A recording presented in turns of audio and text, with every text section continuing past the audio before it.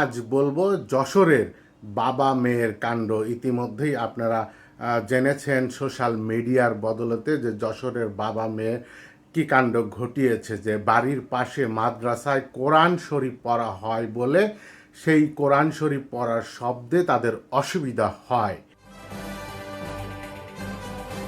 তার জন্য মাদ্রাসাতে গিয়ে তুল কালাম কাণ্ড ঘটালো বাবা আর মেয়ে। রাজাকারদের গুণ কীর্তন আর কত করব, এরা যে থামছেই না। এরা কিন্তু ক্ষমতার মসনদে নাই, চতুর্থ দল থেকে বিরোধী দল। আর এই গরমেই সারা দেশে যা করছে তা দেখে দেশের মানুষ রীতিমতো একদম হতাশ এবং ক্ষুব্ধতা প্রকাশ করছে।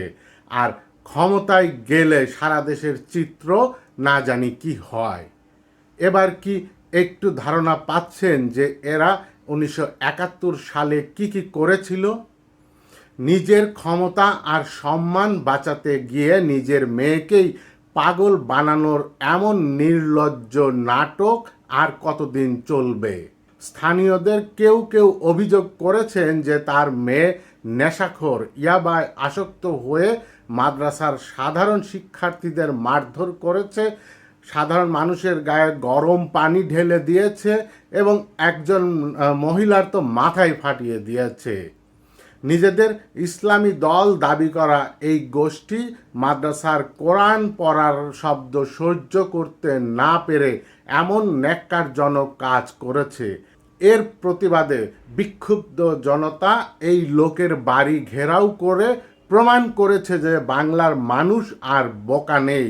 এদের ছলচাতুরি সবই একে একে বের হয়ে আসছে। দায়িত্ব এড়াতেই এই বেহায়া বাবা এখন নিজের মেয়েকেই মানসিক ভারসাম্য অসুস্থ বলে দাবি করে পার পেতে চাইছে। কিন্তু প্রশ্ন হলো যে একজন ডাক্তারি পড়ুয়া মেয়ে কখনো কি ভারসাম্য হয়?